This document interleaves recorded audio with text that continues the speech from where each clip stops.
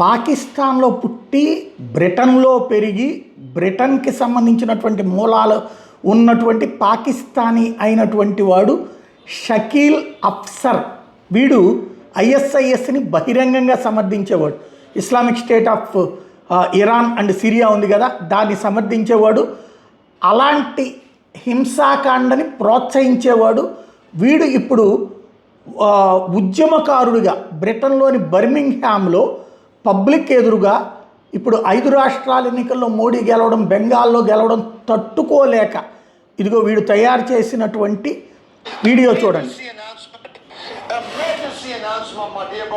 నరేంద్ర మోడీని ఇట్లా చేస్తాడట, ఒకడికి మాస్క్ వేసి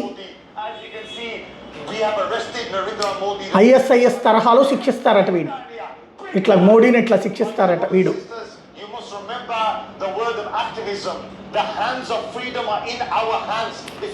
ఫ్రీడమ్ అంట, వీడికి ఫ్రీడమ్ లేదట.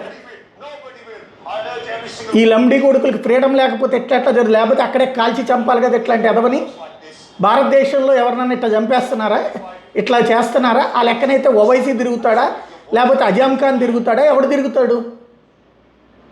ఏమనాలి ఇట్లాంటి దరిద్రుల్ని?